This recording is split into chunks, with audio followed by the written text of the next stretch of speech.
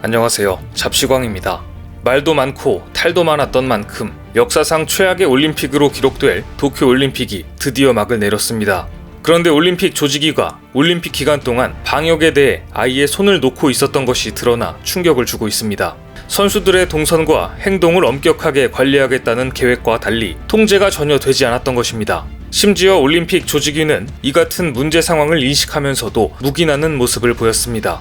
최근 도쿄신문은 올림픽 관계자들로부터 번화가 식당이나 쇼핑몰로 데려가달라는 부탁을 받았다는 운전 담당 자원봉사자의 증언을 보도했습니다. 그런데 이는 엄연한 방역 수칙 위반입니다.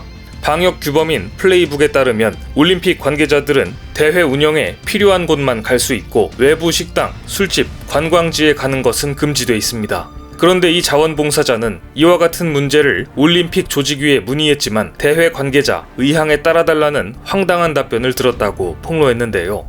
뿐만 아니라 선수촌에서 연일 술판이 벌어졌었다는 제보도 이어졌습니다.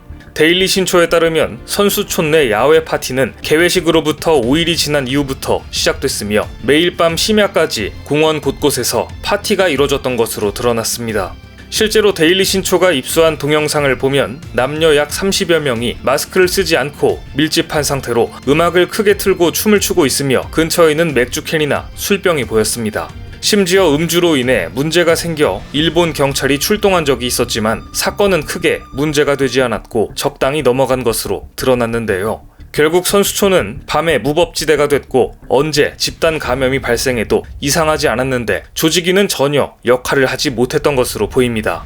조직위의 방만은 이뿐만이 아닙니다. 분명 무관중 올림픽이라고 했었는데 갑자기 일본인 단체 응원단과 중국 단체 응원단이 출몰하면서 세계인들의 눈살을 찌푸리게 했습니다. 그러자 올림픽 막판에는 경기장에 대놓고 응원단들이 출몰했는데요. 한국과 도미니카 공화국의 야구 동메달 결정전을 시청하신 분들은 도미니카 응원단의 소음과 전통악기로 추정되는 철판 긁는 소리가 중계 내내 들려왔던 것을 기억하실 겁니다. 또한 한국 투수들이 공을 던질 때마다 유독 심하게 철판을 긁어댔는데요. 비슷한 일은 한국과 브라질의 여자 배구 경기에서도 있었습니다. 무관중 올림픽임에도 수십 명이 모여 큰 소리로 응원전을 펼치는 등 브라질 관계자들의 노매너 행동이 카메라에 찍혀 논란이 된 것입니다. 지난 6일 치러진 한국 대 브라질의 여자 배구 4강전에서 브라질 관중은 김연경을 비롯해 한국 선수가 서브를 넣을 때마다 휘파람을 불거나 야유를 보내 회방을 놓았습니다. 이는 선수의 심리에 큰 영향을 끼치는 행동으로 집중력을 흐트러뜨리기 위한 목적이 있었던 것으로 보이는데요. 실제로 한 트위터리아는 브라질에서 스포츠 경기 시 휘파람은 주로 비난, 사기 저하의 목적으로 쓰인다며 주로 방해용이라고 꼬집었습니다. 관중석을 채운 이들은 브라질 선수 관계자와 브라질 취재진으로 추정됐는데요. 당시 이들은 40여 명이 모여 응원전을 펼쳤고 자국 선수들이 득점을 할 때마다 춤을 추거나 고함을 지르고 국기를 흔들기도 했습니다. 결국 우리 선수들은 무관중 경기이지만 어웨이 경기를 하는 듯한 시끄럽고 어수선한 분위기 속에서 경기를 치르고 말았습니다. 그런데 분명 무관중 경기인데 단체 응원도 모자라 선수들의 경기력에 영향을 주는 비매너까지 자행될 수 있었던 이유가 밝혀졌습니다. 원칙적으로는 이번 도쿄올림픽은 대회 관계자와 취재진 일부만 입장할 수 있습니다. 그런데 브라질 선수단 관계자들은 이런 원칙을 변칙적으로 이용해 응원에 나섰던 것인데요. 실제 한국 대 브라질 여자 배구 경기 당시 브라질 관중석을 채운 이들은 하나같이 목에 출입증을 걸고 있었습니다. 이들은 대회에 필요하다는 명목으로 경기장에 입장했지만 막상 경기가 시작되자마자 사실상 관중으로 변해버렸습니다. 즉 배구 경기와 상관없는 선수단 관계자들까지 전부 출입증을 차고 들어와 단체 관람객으로 변해버린 것입니다. 대회 관계자라도 자국 대표팀을 응원하는 건 인지상정일 수 있지만 도를 넘어선 행동을 했다는 것이 문제인데요. 더욱이 이들은 소리내 응원하기를 하는 등 방역 수칙도 대놓고 어겼습니다. 방역 규범인 플레이북에 따르면 관중이 소리를 내면서 응원하는 것을 엄격히 금지하며 이는 객석에 앉아있는 관계자에도 해당됩니다. 이처럼 경기 내내 방역 수칙에 어긋나는 행동이 이어졌음에도 올림픽 조직위마저 손을 놓고 있었는데요. 결과적으로 도쿄올림픽 조직위원회는 허울뿐인 무관중 규정을 만들어 놓고 이 규정이 지켜지도록 어떠한 조치도 취하지 않았다는 것입니다. 이 같은 도쿄올림픽 조직위의 무능은 곧바로 확진자 폭증으로 나타났습니다. NHK에 따르면 올림픽 14일째인 지난 5일 도쿄에서만 처음으로 5,000명이 넘는 확진자가 발생했습니다. 올림픽 개막 2주 만에 확진자가 무려 4배 가까이 늘어난 겁니다. 같은 날 일본 전역에서도 사상 최다인 1만 5천 명이 감염됐는데 이 같은 상황에서도 올림픽이 진행됐다는 사실이 믿기지 않습니다. 그런데 여기서 반전이 일어납니다. 그야말로 아무것도 하지 않았던 이번 올림픽 조직위의 비용은 역대 최대 지출로 밝혀졌는데요. 올림픽을 개최하면서 지출한 비용이 154억 달러, 우리 돈으로 약 17조 6,500억 원에 달하는 것으로 알려졌습니다. AP통신에 따르면 영국 옥스퍼드대 연구 결과 당초 도쿄올림픽에 들 것으로 생각했던 예산보다 초과된 비용은 최대 244%나 됩니다. 팬데믹으로 사상 첫 무관중으로 열렸기 때문에 티켓 판매 수익은 사실상 전무했기 때문입니다. 그런데 도쿄올림픽의 실질적인 지출은 공식적인 수치보다 훨씬 더 많을 것이라는 게 전문가들의 견해입니다. 공식적으로 도쿄올림픽의 한 차례 연기로 인해 28억 달러 정도의 추가 비용이 발생한 것으로 나타났습니다. 또 올림픽 비용 중 가장 많이 든 것은 국립경기장으로 14억 3천만 달러의 비용이 들었고 수중센터의 경우 5억 2천만 달러로 책정됐습니다.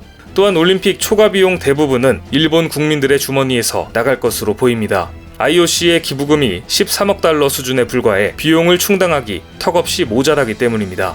그런데 무관중에 제대로 한 일도 없는 도쿄올림픽 조직위의 지출이 많았던 이유는 무엇일까요? 알고 보니 도쿄올림픽과는 전혀 상관없는 다른 곳에 돈이 빠져나가고 있었습니다. 심지어 뇌물수수 비리와 관련된 곳에 쓰이고 있었는데요. 아사히 신문에 따르면 타케다 스네카즈 전 일본 올림픽위원회 회장의 변호 비용 전액을 일본 올림픽위원회가 부담하고 있는 것으로 밝혀졌습니다. 도쿄도는 지난 2013년 스페인 마드리드, 터키 이스탄불과 경쟁해 2020년 대회를 유치했고 당시 위원장이던 타케다는 개최도시 결정 투표권을 쥐고 있던 IOC 위원 측에 뇌물을 뿌린 혐의를 받고 있습니다. 이후 타케다는 자신의 혐의에 대한 프랑스 당국의 수사 착수 사실이 알려지자 2019년 IOC 위원직을 사임하고 JOC 회장 연임도 포기하고 물러났는데요. 프랑스 당국은 도쿄대회 유치위가 싱가포르 컨설팅 회사인 블랙타이딩스에 송금한 2억 3천만 엔이 컨설팅 계약을 위장해 IOC 위원 측에 뇌물을 주는 데 사용된 것으로 의심하고 있습니다. 블랙타이딩스가 2020 올림픽 개최지 선정을 전후로 세네갈 라민 디악 당시 IOC 위원의 아들인 파파마사타와 관련된 회사에 36만 7천 달러를 보낸 것으로 드러났기 때문입니다. 그러나 JOC는 타케다가 유치위원장 자격으로 블랙타이딩스와의 컨설팅 계약에 서명한 것에 위법성이 없다는 결론을 내렸습니다. 이에 따라 타케다는 프랑스 당국의 수사에 일본, 프랑스 합동 변호사팀의 지원을 받으며 대응하고 있는 중인데요. 그런데 JOC는 타케다가 IOC 위원직에서 물러난 2019년 이사회를 열어 변호 비용 전액 부담을 곧바로 의결했습니다. 의결에 따라 프랑스 당국 수사가 본격화한 2018년부터 작년까지 3년 동안 타케다의 변호 관련 비용으로 발생한 비용 약 2억 엔을 모두 JOC가 떠안았습니다. JOC는 해당 수사가 종결될 때까지 발생하는 타케다의 변호 비용을 모두 부담할 예정이라고 하는데요. JOC는 유치위 활동은 각국 올림픽위원회가 책임을 진다고 올림픽 헌장에 규정돼 있기 때문에 문제가 없다는 태도를 보이고 있습니다.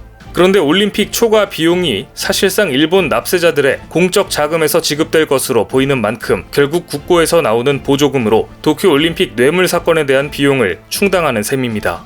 올림픽 시작부터 끝까지 까도 양파같이 계속 나오는 논란들이 언제까지 나올지 궁금할 따름입니다.